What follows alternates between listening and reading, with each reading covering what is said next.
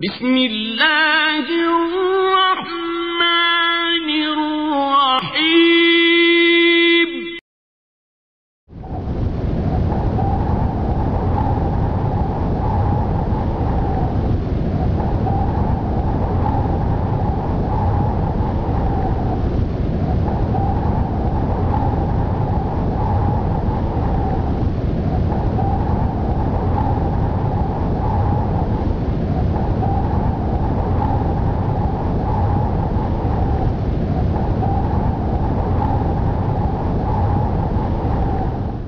بسم اللہ الرحمن الرحیم۔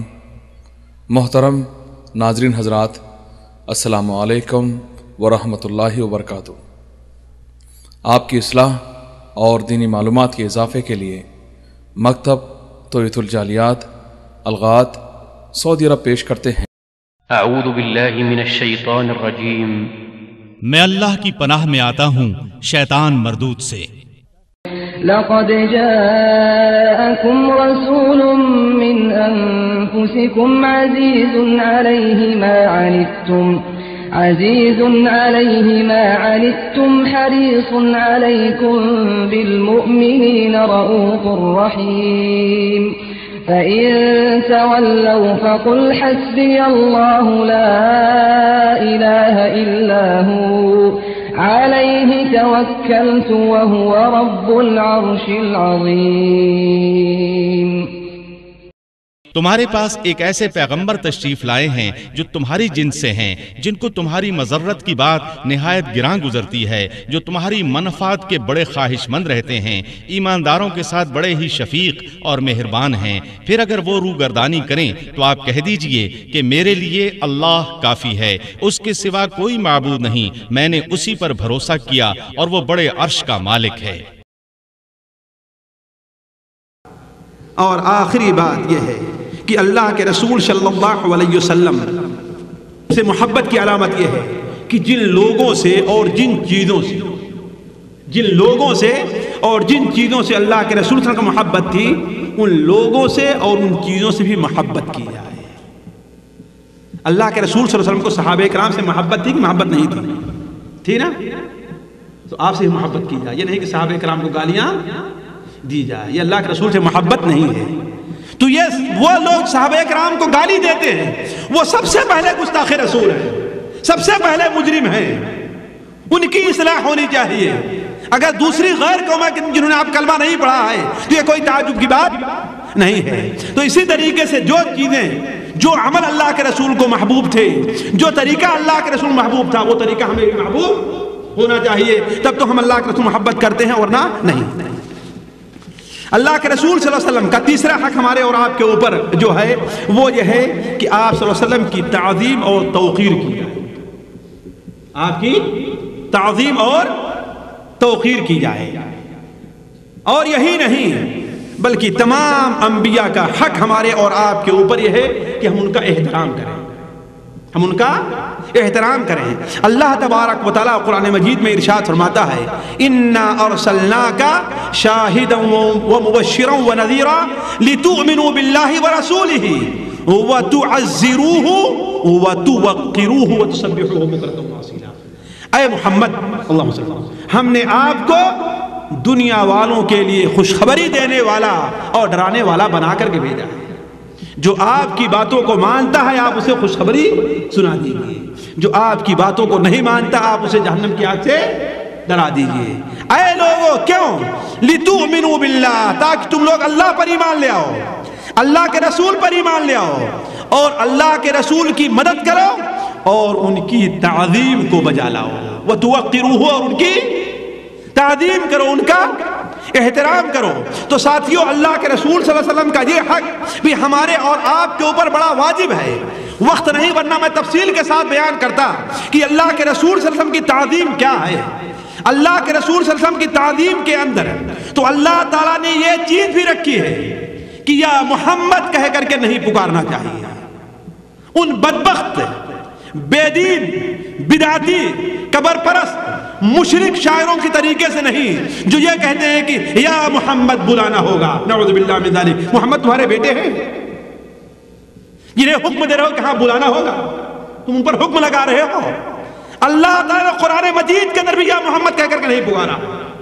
یا ابراہیم کہا ہے, یا عیسیٰ کہا ہے, یا آدم کہا ہے, یا نوح کہا ہے, تمام نبیوں کو یا کہہ کے خطاب کیا ہے ان کا نام لے کر کے. لیکن پورا قرآن مجید اٹھا کر کے پڑھ لے جائیے, آپ کو کہیں پر یا محمد نہیں ملے گا.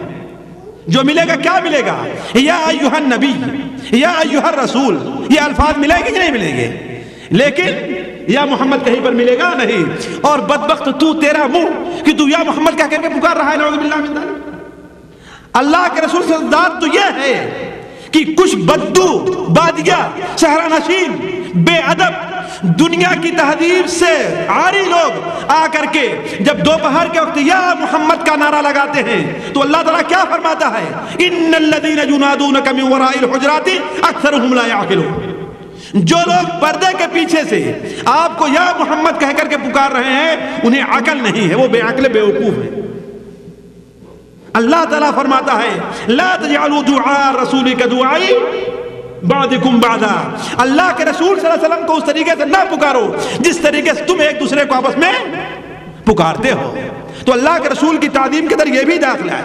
اللہ کے رسول کی تعظیم میں یہ بات بھی شامل ہے کہ اللہ کے رسول صلی اللہ علیہ وسلم کے سامنے اپنی آواز کو بلند نہ کی جائے. اور آپ کی وفات کے بعد جہاں آپ کا حکم آ جائے, جہاں آپ کا ذکر ہوتا رہے, آپ کی بات کوئی بیان کرتا رہے, تو اس کے اوپر بھی اپنی آواز کو بلند نہیں کرنا چاہیے. وَلَا تَرْفَعُوا أَصْوَاتَكُمْ فَوْقَ صَوْتِ نبی. اے لوگو, یا ایھا الذین آمنوا, اے وہ لوگو جو ایمان لے آئے ہو, لا ترفعوا اصواتکم فوق صوت النبی کجہر بعضکم بعضا. جس طریقے سے ایک دوسرے سے گفتگو کرتے ہوئے ایک دوسرے پر اپنی آواز کو بلند کرتے ہو, نبی کے سامنے اس کی آواز پر اپنی آواز کو بلند نہ کرو. کیوں؟ اگر ایسا تم نے کیا تو تمہیں خبر بھی نہیں ہوگی, اللہ تعالیٰ تمہارے سارے اعمال کو رائے گا اور برباد کر دے گا. اسی طریقے سے نبی صلی اللہ علیہ وسلم کے خطاب کرنے میں اللہ تعالیٰ نے تعظیم میں اس چیز کو بھی مد نظر رکھا ہے کہ اللہ کے رسول صلی اللہ علیہ وسلم کو کسی ایسے الفاظ سے نہ یاد کیا جائے جس کا کوئی دوسرا معنی بھی نکل سکتا ہے. مثال کے طور پر میں آپ کو بتاؤں کہ آج عمومی طور پر, خاص طور پر بڑے شہروں میں, کسی کو آواز کسنے کے لیے یا اسے کم علم ظاہر کرنے کے لیے کیا پکارتے ہیں؟ او ملا جی. حالانکہ ملا جو لفظ ہے اس کے معنی کیا ہے؟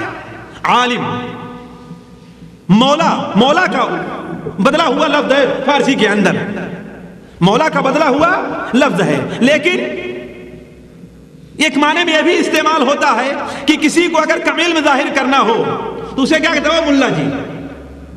تو اگر کسی بڑے عالم کو آپ ملا جی کہیں تو کیا ظاہر بات ہے اس کی توہین ہے نا. کیوں؟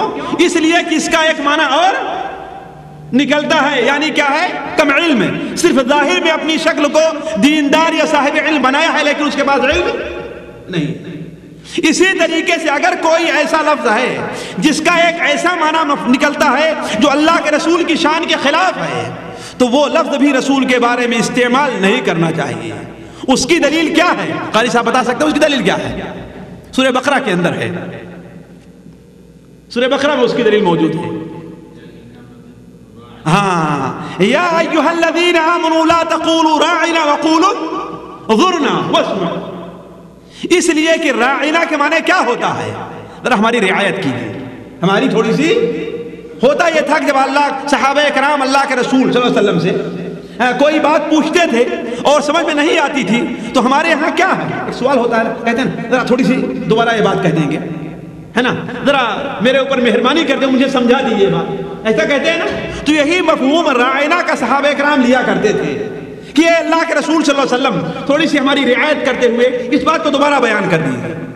لیکن یہودی بدبخت نے اس کو غلط معنی پہنایا, اس کو غلط معنی پہنایا. وہ آتے تھے تو کہتے کہ راعینا, تھوڑا سا کسرے کو تھوڑا سا کھینچ دیا کرتے تھے جس کے معنی ہو جایا کرتا تھا اے ہمارے چرواہے, اے ہمارے چرواہے. تو اللہ تبارک تعالیٰ نے یہ الفاظ اللہ کے رسول کے لیے استعمال کرنے سے منع فرما دیا کہ یہ الفاظ قطعاً استعمال نہیں کرنا اللہ کے رسول کے لیے. تو معلوم یہ ہوا کسی ایسے لفظ کو اللہ کے رسول صلی اللہ علیہ وسلم کے لیے استعمال نہیں کیا جائے جس سے اس کا کوئی دوسرا مفہوم نکلتا ہے. تو میں عرض کر رہا تھا کہ اللہ تبارک و تعالیٰ نے اللہ کے رسول صلی اللہ علیہ وسلم کی تعظیم کا ہمیں اور آپ کو حکم دیا ہے. اور صحابہ کرام ظاہر بات اللہ کے رسول کی تعظیم کس طریقے سے کیا کرتے تھے وہ اس کی تفصیل کا موقع نہیں. البتہ ایک دوسری چیز جو یہاں پر بیان کر دینے کی ہے وہ یہ ہے کہ توقیر اور تعظیم کی ایک حد ہے, اس حد سے آگے نہیں بڑھا جائے گا, اس حد سے آگے نہیں بڑھا جائے گا. مثال کے طور پر اللہ تبارک و تعالی نے قرآن مجید میں یہ بیان کر دیا ہے, یہ بیان کر دیا ہے کہ اللہ کے رسول صلی اللہ علیہ وسلم اس دنیا میں ایک ذرے کے بھی مالک نہیں تھے, ہے نا؟ یہ بیان کر دیا ہے کہ اللہ کے رسول کو غیب کا علم نہیں تھا. اب ہم اپنے یہاں کہتے ہیں اللہ کے رسول کو غیب کا علم نہیں تھا تو لوگ کیا کہتے ہیں گستاخ رسول, اللہ کے رسول سے محبت نہیں کرتے. ہم یہ کہتے ہیں کہ اللہ کے رسول صلی اللہ علیہ وسلم کی ذات کا وسیلہ لینا دعا میں جائز نہیں ہے, تو کیا کہتے ہیں اللہ کے رسول کی بے عزتی کر رہے ہیں. یہ بے عزتی نہیں ہے, یہ آپ صلی اللہ علیہ وسلم کی کمال اتباع ہے کہ آپ نے ہمیں اس چیز کی اجازت نہیں دی. تو کہنے کا مطلب تعظیم کے اندر اور توقیر میں ایک حد ہے, اس سے آگے تجاوز نہیں کرنا چاہیے. مثال کے طور پر اللہ کے رسول صلی اللہ علیہ وسلم نے واضح طور بیان فرما دیا, بخاری شریف میں روایت ہے کہ اے لوگو لا تطرونی کما اطرت النصارى عیسی ابن مریم, مجھے میرے مقام سے آگے نہ بڑھانا جس طریقے سے عیسیٰ ابن مریم کو نصارہ نے ان کے مقام سے آگے بڑھا دیا. میں اللہ کا بندہ اور اس کا رسول ہوں. حضرت انس بن مالک رسول رضی اللہ عنہ کی روایت ترمذی شریف میں ہے کہ جتنا صحابہ کرام اللہ کے رسول سے محبت کرتے تھے اتنا کوئی اللہ کے رسول سے محبت نہیں کر سکتا. اور یہ بات بالکل واضح ہے کہ صحابہ کرام نے جتنی محبت اللہ کے رسول صلی اللہ علیہ وسلم کی ہے کوئی دوسرا اتنی محبت نہیں کر سکتا ہے. آج اگر اتنی محبت کا کوئی دعویٰ کرتا ہے تو جھوٹا ہے. کیوں؟ اس لیے اگر کسی کو اللہ کے رسول سے اتنی محبت ہوتی جتنی صحابہ کرام سے محبت, صحابہ کرام کو محبت تھی, تو اللہ تعالیٰ اسے ہی اللہ کے رسول کی صحبت کے لیے چنتا. اللہ تبارک و تعالیٰ نے صحابہ کرام خواہ قریشی ہیں یا انصار ہیں ان لوگوں کو اللہ کے رسول کی صحبت کے لیے جو ان کا انتخاب کیا اسی وجہ سے کہ وہ لوگ اس لائق تھے اور اس کے حقدار تھے. ذرا سوچیں یہ کس قدر عظیم محبت ہے کہ اللہ کے رسول صلی اللہ علیہ وسلم کا جب انتقال ہوا ہے تو حضرت عمر جیسے لوگ اتنے بڑے دل والے, اتنے پہاڑ جیسے عزم والے لوگ, ان کا حال یہ تھا کہ ان کے خیالات اور ان کا ہوش اپنی جگہ پہ باقی نہیں رہ گیا, بلکہ ایک نیم پاگل کے طریقے سے تلوار لے کر کے کھڑے ہو گئے اور کہتے ہیں جو کہتا ہے کہ اللہ کے رسول صلی اللہ علیہ وسلم کا انتقال ہوگا اس کی گردن مار دوں گا. حالانکہ قرآن مجید میں اللہ تعالیٰ نے فرمایا وما محمد اللہ رسول قد خلت من قبلہ الرسل افإن مات او قتل, لیکن یہ چیز حضرت عمر کو یاد ہی نہیں رہ گئی, یہ چیز حضرت عمر کو یاد نہیں رہ گئی. حتیٰ کہ حضرت عمر خود بیان فرماتے ہیں کہ جب حضرت ابوبکر صدیق رضی اللہ تعالیٰ عنہ نے یہ آیت پڑھی ہے اور اس وقت مجھے یقین آ گیا ہے تو میرے پیروں میں یہ طاقت نہیں تھی کہ میں کھڑا رہ سکوں, میں بیٹھ گیا, یعنی اتنی طاقت نہیں رہ گئی تھی. تو اگر کوئی شخص یہ دعویٰ کرتا ہے کہ صحابہ کرام سے زیادہ اسے اللہ کے رسول سے محبت ہے تو وہ جھوٹا ہے. تو حضرت انس بن مالک کی روایت ترمذی شریف میں ہے, وہ بیان فرماتے ہیں کہ صحابہ کرام جتنا اللہ کے رسول سے محبت کرتے تھے اتنا کوئی اللہ کے رسول سے محبت نہیں کرتا. لیکن حال یہ تھا کہ اگر صحابہ کرام کسی مجلس میں بیٹھے رہا کرتے تھے, اللہ کے رسول آتے تھے تو آپ کو دیکھ کر صحابہ کرام کھڑے نہیں ہوا کرتے تھے. آج تو ایک وہمی طور پر لوگ سمجھ لیے ہیں کہ اللہ کے رسول آیا کرتے ہیں, مجلس میں رہیں گے اور یا نبی سلام علیک پڑھنے کے لیے کھڑے ہو جائیں کہ اللہ کے رسول آ رہے ہیں. یہ جہالت در جہالت ہے. اولا اللہ کے رسول کے وہاں آنا کوئی تصور ہی نہیں ہے. ایسے بے دینوں, بے نمازیوں, بدعتیوں, بدبختوں کے مجلس میں اللہ کے رسول تشریف لے آئے. شیطان تو آ سکتا ہے لیکن اللہ کے رسول ایسی مجلس میں نہیں آ سکتے ہیں, اور اگر آئے بھی بفرض محال تو صحابہ کرام یہ بیان فرماتے ہیں کہ آپ کو دیکھ کر کے ہم لوگ کھڑے کیوں؟ وجہ کیا تھی؟ تعظیم نہیں تھی، محبت نہیں تھی، وجہ کیا تھی؟ کیا وجہ تھی خالصہ؟ اس لیے کہ اللہ کے رسول کو یہ چیز پسند نہیں تھی. اللہ کے رسول کو یہ چیز پسند نہیں تھی کہ آپ کو دیکھ کر کے لوگ کھڑے ہوں. تو میں عرض کر رہا تھا تعظیم کے لیے ایک حدود ہونی چاہیے جس کو مد نظر رکھنا چاہیے. جسے اس چیز کی تفصیل جاننی ہو اسے میں کہوں گا کہ میری کتاب محبت رسول کا آخری باب لے کر کے پڑھ لے. آپ صلی اللہ علیہ وسلم کا تیسرا حق جو ہمارے اور آپ کے اوپر، چوتھا حق، پہلا تھا آپ پر ایمان، دوسرا تھا آپ سے محبت، تیسرا تھا آپ کی تعظیم اور توقیر. چوتھا حق یہ ہے کہ آپ صلی اللہ علیہ وسلم کی طرف سے دفاع کیا جائے. آپ صلی اللہ علیہ وسلم سے کی طرف سے دفاع کیا جائے. آپ پر زندگی میں جو لوگ تھے ان کے اوپر یہ واجب تھا کہ آپ کی ذات مبارک سے دفاع کریں، ہتھیار سے بھی اور اپنی زبان سے بھی، ہے کہ نہیں؟ اور ہمارے اور آپ کے اوپر یہ ہے کہ آپ کی ذات پر جو اعتراضات اٹھ رہے ہیں، آپ کے خلاف جو دشمن بھی کھڑا ہو رہا ہے، وہ اس سے ہمارا اعلان جنگ ہونا چاہیے. جو اللہ کے رسول کا دشمن ہے وہ ہمارا بھی دشمن ہے، جو اللہ کے رسول کا مخالف ہے وہ ہمارا بھی مخالف ہے. ایک طرف تو یہ کہ ہم اللہ کے رسول سے محبت کا دعویٰ کریں، اللہ کے رسول کو اپنا رسول مانیں، لیکن آپ کی طرف سے دفاع کا ہمارے اندر کوئی جذبہ نہ ہو. نہیں، بلکہ اللہ کے رسول کی طرف سے دفاع کا جذبہ ہمارے آپ کے اندر ہونا چاہیے. اور واللہ سب سے بہتر خون وہ ہے جو اللہ کے رسول کی طرف سے دفاع کی شکل میں ہمارے جسم سے نکلے. وہ سب سے بہتر خون اللہ تعالیٰ کے نزدیک ہے. کیوں؟ اس لیے کہ اگر اللہ کے رسول ہی دنیا میں نہ رہ گئے، آپ کی عزت دنیا میں باقی نہ رہ گئی، آپ کی تعلیم نہ رہ گئی، تو ہمارا اور آپ کی دنیا باقی رہنے سے کیا فائدہ؟ تو آپ صلی اللہ علیہ وسلم کا یہ حق ہے کہ آپ کی طرف سے دفاع کیا جائے، آپ کی ذات کی طرف سے بھی. اور آپ کی طرف سے دفاع کرنے میں یہ بات بھی شامل ہے کہ صحابہ کرام کی طرف سے بھی دفاع کیا جائے. صحابہ کرام پر جو اعتراضات ہو رہے ہیں، ان کو جو گالیاں دی جا رہی ہیں، ان کا بھی دفاع کیا جائے. اللہ کے رسول کی ازواج مطہرات کے اوپر بھی جو اعتراضات اٹھ رہے ہیں ان کی طرف سے بھی دفاع کیا جائے. یہ نہیں کہ انہیں کہا جائے کہ وہ تو ہمارے بھائی ہیں. بھائی یہ تو مذہبی اختلاف ہے شیعہ اور سنی کا، یہ تو چلتا رہتا ہے، لیکن شیعہ ہمارے بھائی نہیں. وہ ہمارے کیسے بھائی ہیں جو ہمارے نبی کے صحابیوں کو گالی دیتے ہیں، ہماری نبی کی بیویوں کو گالی دیتے ہیں، ہماری نبی کی بیویوں کو نعوذ باللہ من ذلک حاشا للہ زانیہ قرار دیتے ہیں. ہمارے نبی کے ساتھیوں کو، جو ساتھی آپ کے ساتھ ہر قدم پر رہے ہیں، انہیں مرتد قرار دیتے ہیں. ان کے ساتھ ہمارا اتفاق کیسے ہو سکتا ہے؟ واللہ یہ بات محال سی ہے، ایک جنون ہے جو انسان کہتا ہے کہ ان کے ساتھ ہمارا اتفاق ہو جائے گا. ان سے ہمارا کوئی اتفاق نہیں ہو سکتا. جو ہمارے نبی کی عزت کا پاس لحاظ نہ کرے، جو ہمارے نبی کے ساتھیوں کو گالی دے، جو حضرت ابوبکر صدیق رضی اللہ تعالیٰ عنہ جن سے متعلق اللہ کے رسول صلی اللہ علیہ وسلم فرمان قرآن حدیث بخاری شریف کے اندر موجود ہے کہ تم تمام دنیا کے لوگوں کا حق ہم نے ادا کر دیا ہے، لیکن ابوبکر کا حق ہم نے ادا نہیں کیا. اس کے بارے میں ہم یہ کہیں کہ وہ سلم تھا نعوذ باللہ من ذالک، وہ مرتد ہو گیا نعوذ باللہ من ذالک. واللہ ایسے لوگوں سے ہمارا اتفاق کیسے ہو سکتا ہے؟ ایسے لوگ ہمارے بھائی کیسے بن سکتے ہیں؟ ایسے لوگ ہمارے دوست کیسے ہو سکتے ہیں؟ تو آپ صلی اللہ علیہ وسلم کی طرف سے دفاع کے اندر یہ بات بھی داخل ہے کہ صحابہ کرام کی طرف سے بھی دفاع کیا جائے. واللہ مجھے بہترین سے وہ واقعہ یاد آیا ہارون رشید کے زمانے میں کہ ایک مجلس کے اندر ہارون رشید تھا، مجلس جمع تھی، دونوں قسم کے لوگ تھے. ایک مسئلہ چھڑ گیا، جس مسئلے سے متعلق کسی نے کہا کہ اس بارے میں شرعی حکم یہ ہے اور دوسرے نے کہا شرعی حکم یہ ہے.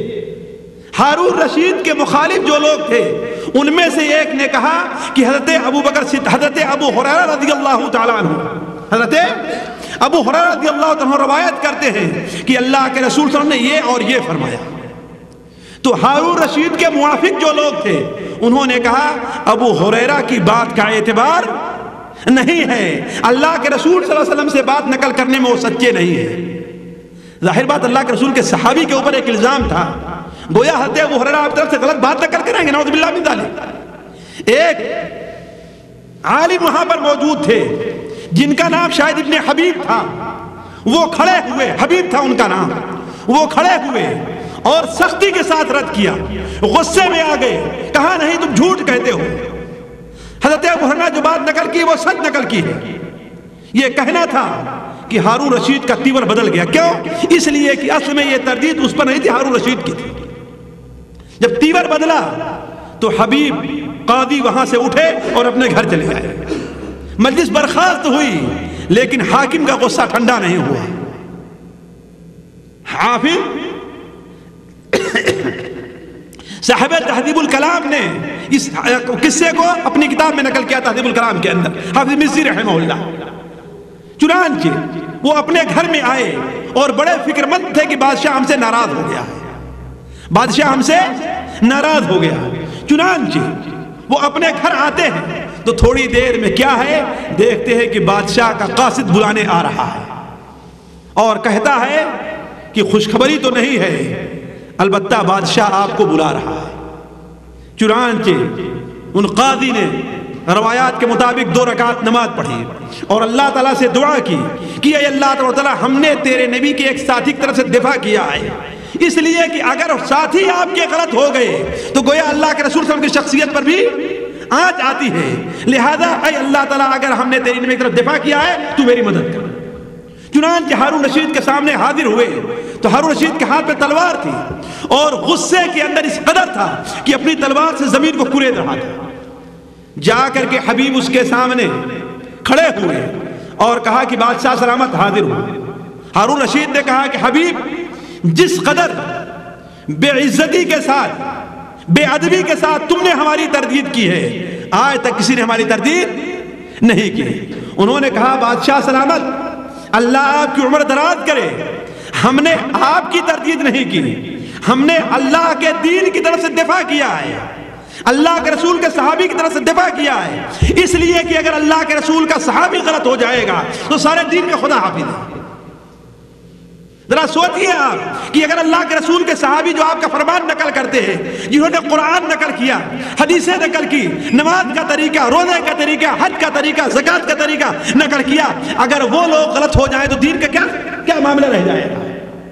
یہ بات سن کر کے ہارون رشید ٹھنڈا پڑا اور کہا اے حبیب احییتنی احیاک اللہ, تم نے مجھے زندگی بخش دی, اللہ تمہاری عمر دراز کرے, اور اسے معاف کر دیا, انہیں معاف کر دیا. تو عرض کرنے کا مقصد ہے کہ اللہ کے رسول صلی اللہ علیہ وسلم کی طرف سے دفاع میں یہ بات بھی داخل ہے کہ صحابہ کرام کی طرف دفاع کیا جائے اور آپ کے ازواج مطہرات کی طرف سے دفاع کیا جائے.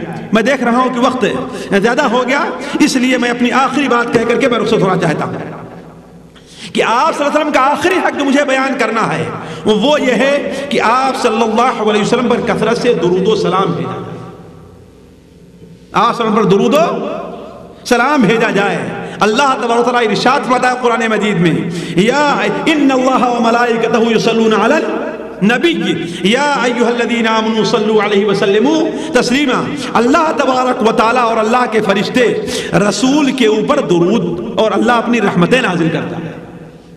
تو اے لوگو, تم بھی رسول کے اوپر درود بھیجو اور ان کے اوپر سلامتی, ان کے لیے سلامتی کی دعا کرو. تو اللہ کے رسول صلی اللہ علیہ وسلم پر درود بھیجنا ساتھیو ہمارے اور آپ کے اوپر واجب اور اللہ کے رسول کا ایک حق ہے. بلکہ ایک حدیث میں سنن ترمذی وغیرہ میں ہے, آپ نے یہاں تک بتایا, بیان فرمایا کہ سب سے بڑا بخیل وہ انسان ہے جس کے سامنے میرا نام لیا جائے اور میرے اوپر درود نہ بھیجے. اور آپ نے وہ کعب بن عجرہ کی حدیث بار بار سنی ہوگی کہ اللہ کے رسول صلی اللہ علیہ وسلم ایک بار منبر پر قدم رکھے تو آپ نے کیا فرمایا؟ آمین. دوسری سیڑھی پر قدم رکھا آپ نے فرمایا آمین. تیسری سیڑھی پر قدم رکھا تو آپ نے فرمایا آمین. اور پوچھنے پر آپ نے کیا بتایا؟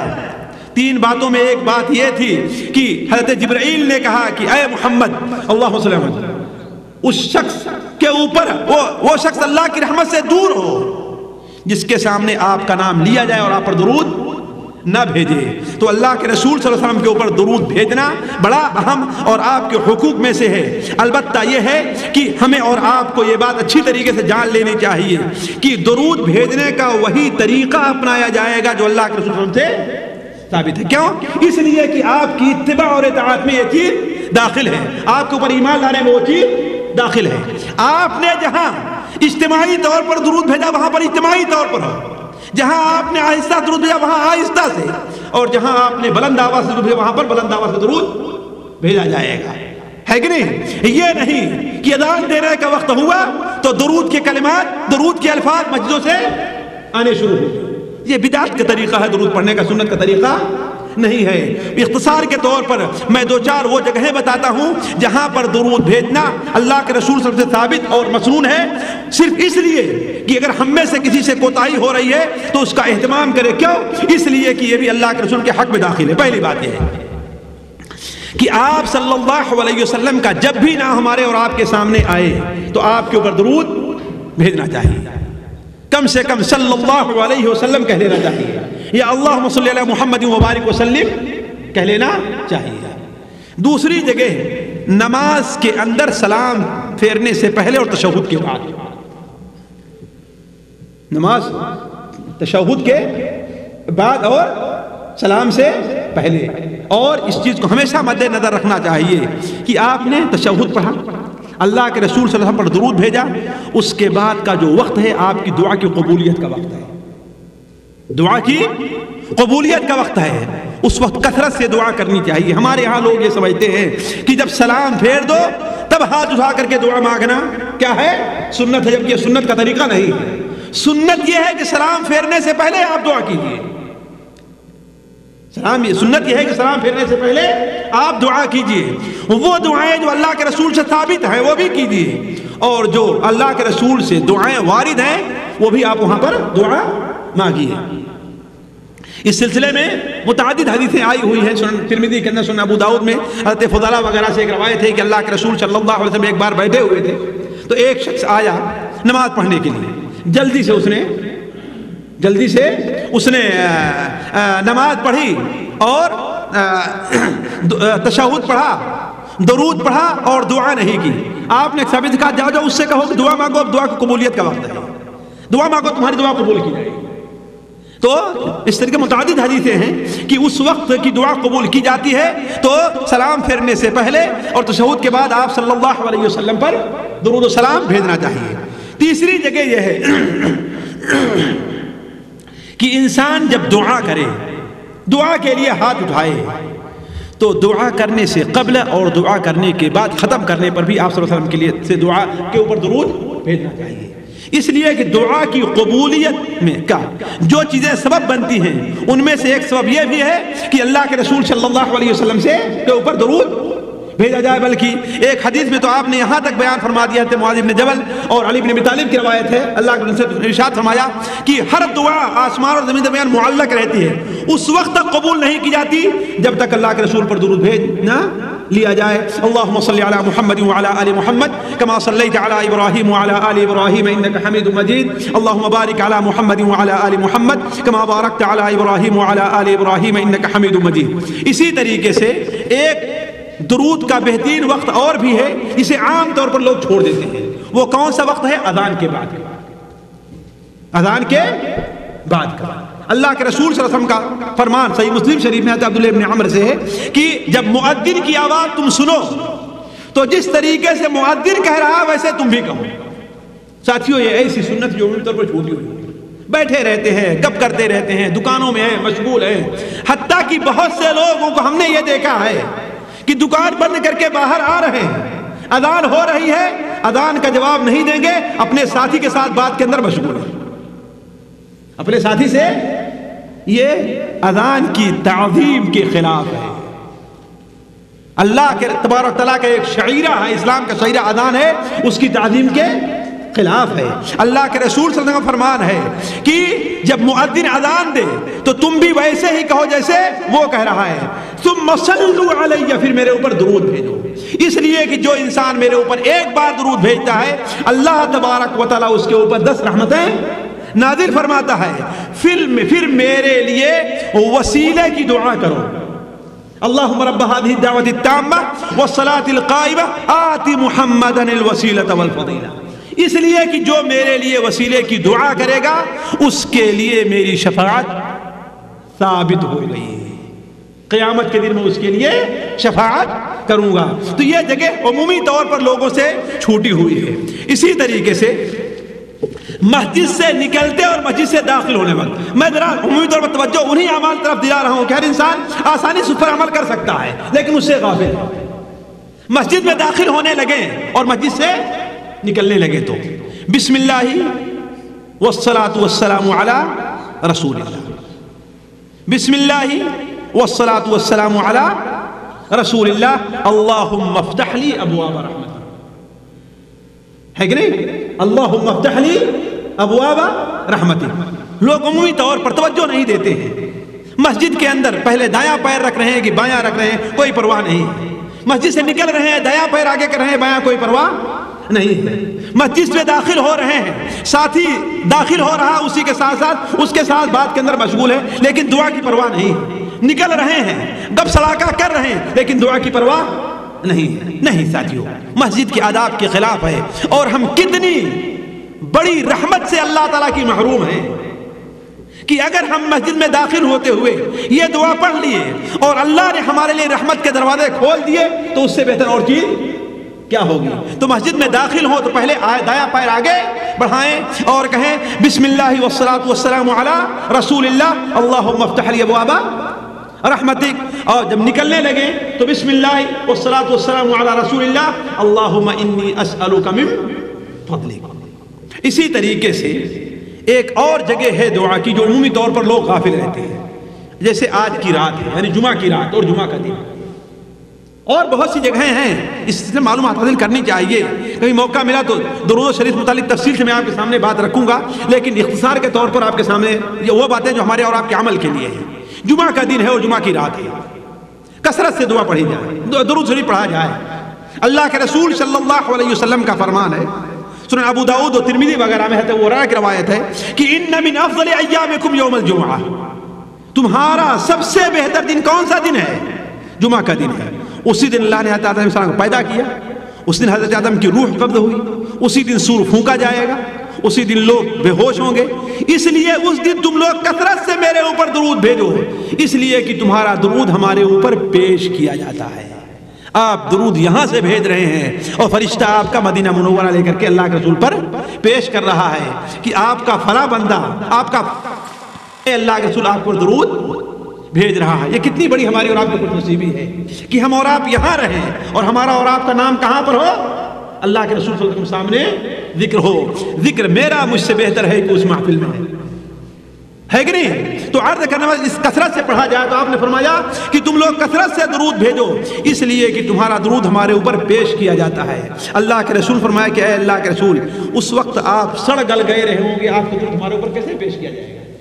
تو آپ نے فرمایا کہ اللہ تبارک و تعالی نے انبیاء علیہ السلام کے جسم کو زمین پر حرام کر دیا ہے کہ انبیاء کی لاش زمین کھاتی نہیں ہے۔ جس حال میں اللہ تعالیٰ کے اے بندے دفن کیا جاتے ہیں اسی حال میں ان کی لاش موجود رہتی ہے۔ تو عرض کرنے کا مقصد جمعے کا دن ہے یا جمعہ کی رات ہے، اللہ کے رسول صلی اللہ علیہ وسلم کے اوپر درود سلام کثرت سے بھیجنا چاہیے۔ اسی طریقے سے ایک اور چیز، صبح اور شام، اس کا تو الزام عمومی طور پر کر لینا چاہیے کہ کم سے کم 10 بار صبح کو اور 10 بار شام، 10 بار صبح کو اور 10 بار شام کو۔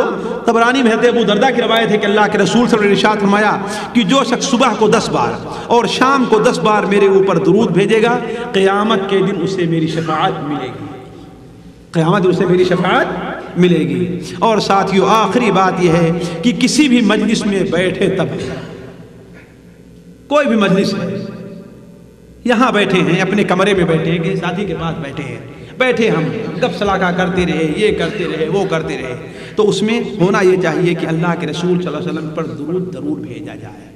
اور ظاہر بات یہ کب ہوگا؟ جب کہ اللہ کے رسول کا جب ذکر ہوگا تو۔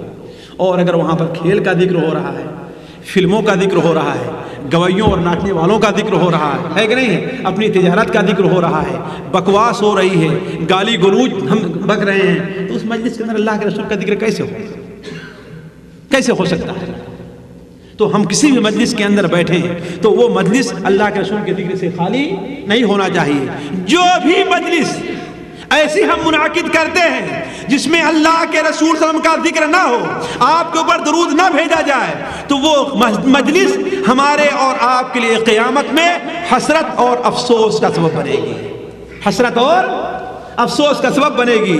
چنانچہ حضرت ابو سعید خدری حضرت ابو ہریرہ کی روایت صحیح ابن حبان کے اندر ہے کہ اللہ کے رسول صلی اللہ علیہ وسلم نے ارشاد فرمایا ما جلس قوم مجلسا لم يذكروا الله فيه ولم يصلوا على نبيهم الا كان عليهم ترتا فان شاء عذبهم وان شاء غفر لهم۔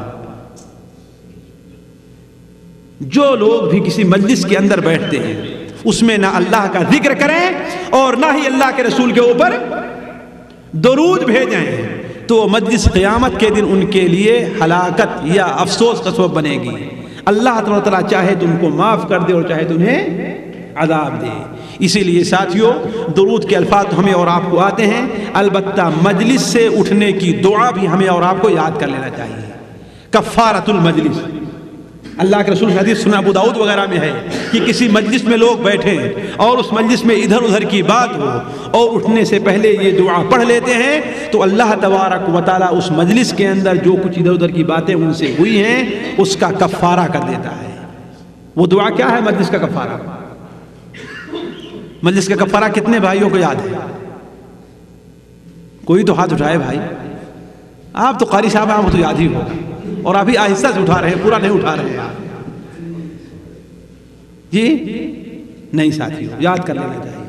واللہ ایک سطر بھی مشکل سے ہے، کیا ہے قاری صاحب؟ سبحانک اللہم وبحمدک اشہد ان لا الہ الا انت استغفرک واتوب الیک۔ اور عمومی طور پر اپنے ہر درس کے خاتمے کے اوپر میں یہ دعا اور یہ ذکر عمومی طور پر پڑھ لیتا ہوں، اگر اسی پر غور کر لیں آپ لوگ تو یاد کر لیں گے۔ سبحانک اللہم وبحمدک اشہد ان لا الہ الا انت استغفرک واتوب الیک، یہ مجلس کا کفارہ ہے۔ سبحانک اللہم وبحمدک اشہد ان لا الہ الا انت استغفرک واتوب الیک۔ اللہ تعالیٰ سے دعا ہے کہ اللہ تعالیٰ ہمیں اور آپ کو اللہ کے رسول صلی اللہ علیہ وسلم کے حقوق کو پہچاننے، اسے سیکھنے اور ادا کرنے کی توفیق عطا فرمائے۔ اللہ تعالیٰ سے دعا ہے کہ اللہ تعالیٰ اللہ کے رسول صلی اللہ علیہ وسلم کی طرف سے دفاع کی ہمیں اور آپ کو توفیق عطا فرمائے۔ جو لوگ اللہ کے رسول صلی اللہ علیہ وسلم کی ذات کی طرف ادھر ادھر کی باتیں جو آپ کی شان کے قطعاً خلاف ہے آپ کی طرف منسوب کر رہے ہیں، اللہ تعالیٰ انہیں ہدایت بخشے یا اللہ تعالیٰ ان سے نپٹ لے۔ اللہ تعالیٰ سے دعا ہے کہ اللہ تعالیٰ ہمیں اور آپ کو اللہ کے رسول کی سیرت کو، آپ کی سنت کو سیکھنے اور اس کے مطابق عمل کرنے کی توفیق عطا فرمائے۔ سبحانک اللہم وبحمدک اشہد ان لا الہ الا انت استغفرک واتوب الیک۔